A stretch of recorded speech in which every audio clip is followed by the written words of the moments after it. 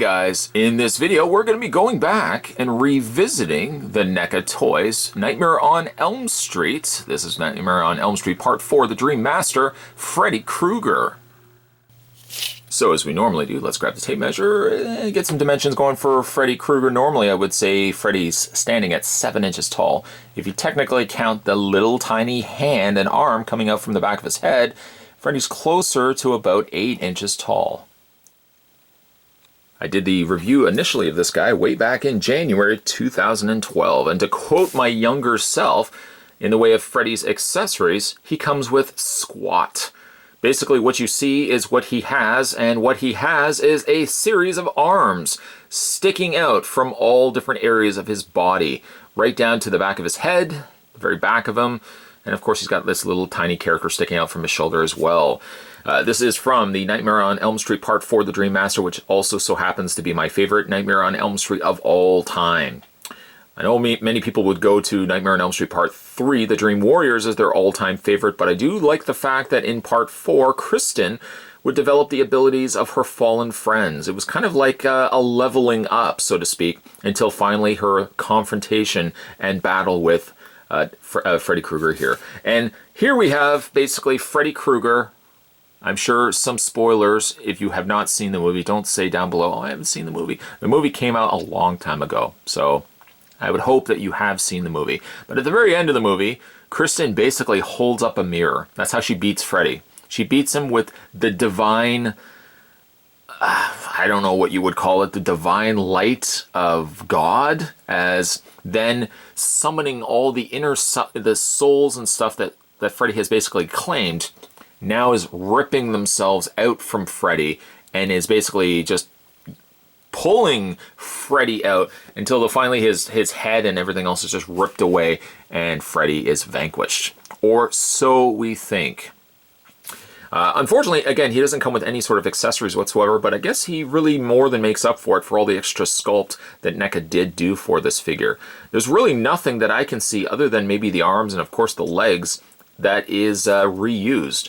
The torso, I guess to some extent you could say the back of the torso was used and they just retooled the front, because there's a lot going on this particular figure, which makes me also think, and one of the reasons why I wanted to re-review this guy, I don't know if NECA will ever probably do this guy again. The only thing they would obviously do different is incorporate the new articulation in the legs, which these older Freddy Kruegers sadly don't have. So he's pre-sculpted. As you can see, his legs do have no posability to speak of, so if you wanted to bend the leg, that would involve you breaking the leg. Don't do that. Let's first have a look at his face, if you want to call it that, because again, he's just being ripped apart here by the interior souls of all the victims that have fallen to Freddy. And basically, it's a fairly accurate figure, because like the arms do, you know, shoot out from his torso and pin him, literally just pin him to the wall as they start ripping him apart. Specifically, the one hand down below here and the one arm sticking out from the back here do pretty much the most damage. And then you've got like a little tiny person, hey Freddy, a little tiny person sticking out from his shoulder. The face sculpt, I can't tell whether they've reused, and the reason why I think that is because they sculpted an additional piece at the back, leading me thinking that the head might have been used at one point and they just simply added this extra piece. If not, I don't know why they wouldn't have just simply sculpted a brand new head that doesn't already have this as part of it. You can clearly see it's slightly discolored and it looks like it's a separate piece that's added to the back of his existing head. The head sculpt is good. Doesn't have nearly as much the reds and whatnot. They're very minimal. He does have a very, very detailed head sculpt, but he doesn't have a lot of that red breaking it up, the exposed flesh here, that one would normally find with Freddy Krueger. Of course, he doesn't come with a fedora, not that you could put a fedora on him because he's got this one giant hand sticking out from the back of his head. Torso, again, is now a brand new tool, brand new torso sculpt. And what's neat, though, is that you can even see like little handprints. This is one of the reasons also why I like to re-review these figures, because with the new lighting and backdrop and stuff like that, it gives me a chance to showcase some details that probably come across a little murkier in the older videos.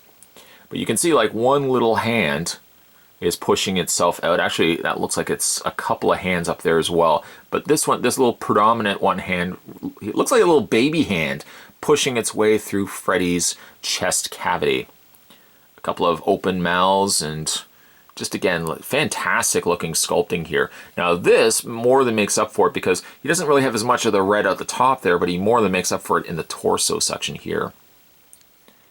While we're not getting to the arms just yet, sculpting us on the sweater is quite nice, where you've got the little rip of a now drooping part of the sweater falling down.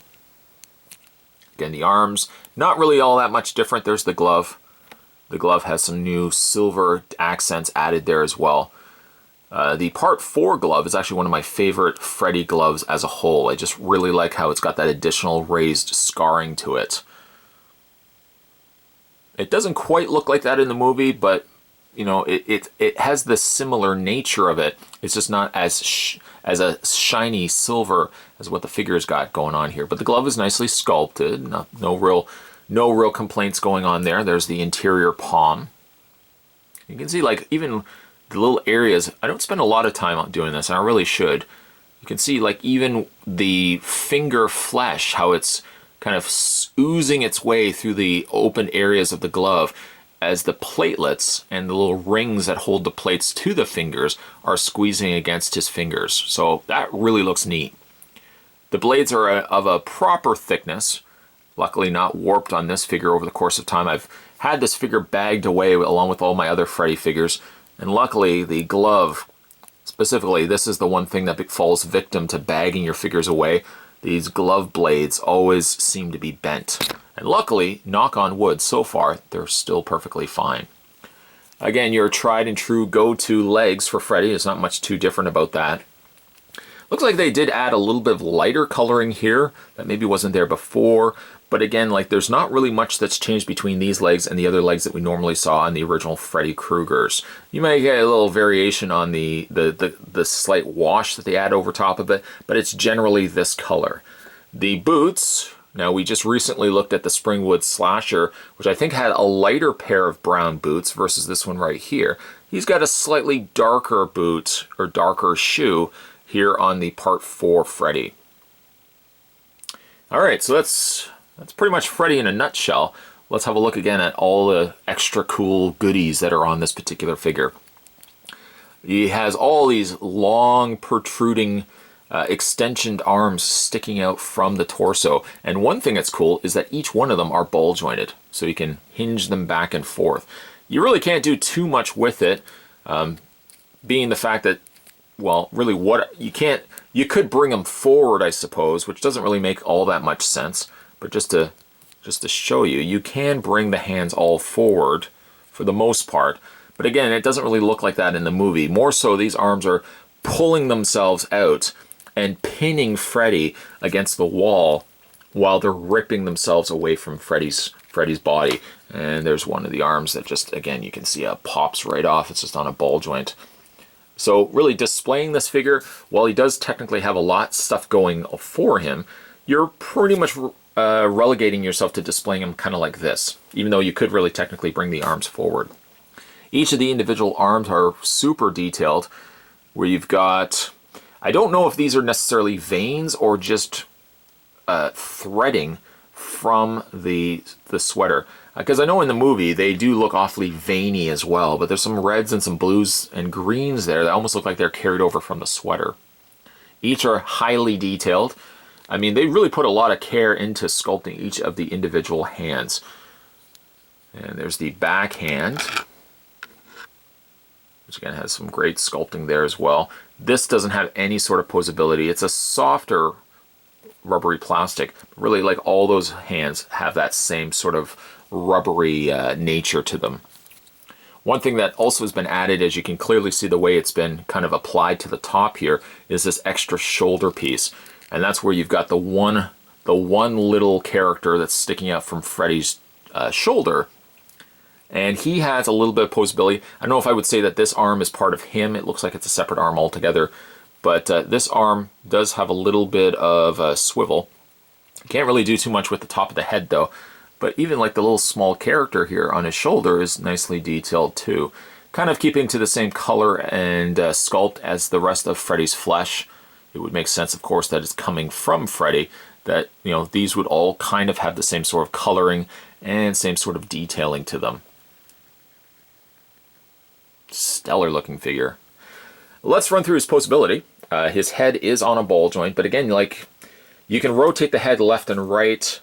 If you want to get very scene specific, it kind of seems like this hand is ripping away at his lower jaw, while his head is being kind of pinned back by this hand here.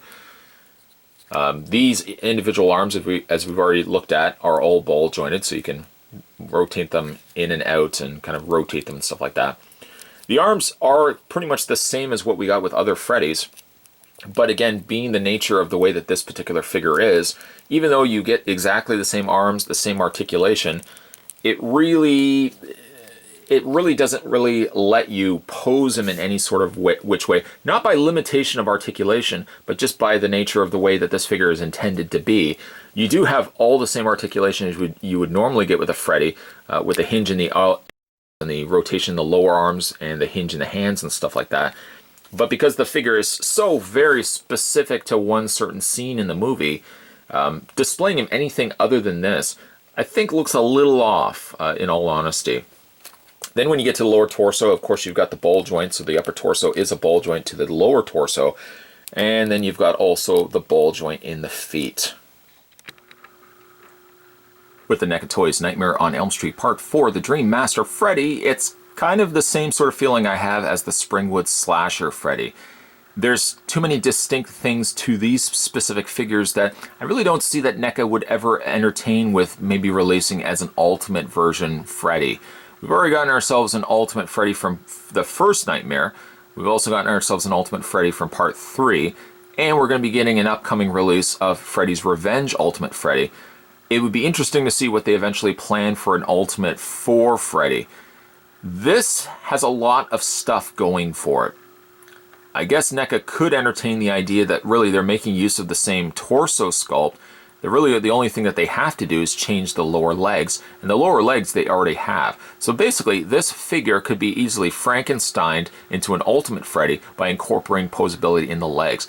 I am wondering, though, if they will go as far as making a figure this specific to scene as an Ultimate release. Generally, with the Ultimate figure releases, they like to kind of give you a bare bones version of that figure and then things that you can add on to it.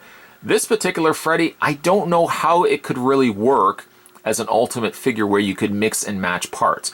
The torso, maybe you could swap the whole front half of the torso off. Kind of what they did with the Dream Warriors Freddy. And then maybe a swappable head so that really you could take the whole front torso off and change the head out if you wanted to have specifically a regular Part 4 Freddy.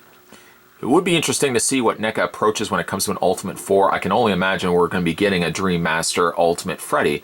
Whether they go this route or they play it a little safe with giving us a regular Freddy, only time will tell. Still a fantastic figure.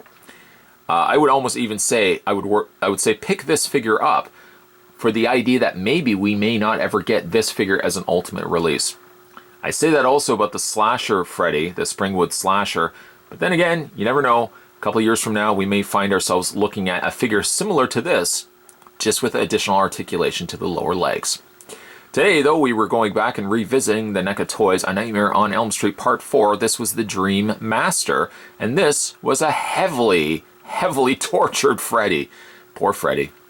If you guys like this video and certainly want to see more videos like this and you haven't had a chance yet to subscribe to this channel, what are you waiting for? Hit that little subscribe button down below. You won't miss a beat when it comes to future videos. And if you want to see more Nightmare on Elm Street reviews, might I suggest that you go and check out my Nightmare on Elm Street playlist, which will have all the reviews I've ever done on Freddy Krueger. And as always, guys, thanks for watching as you always do. I'll see you next time.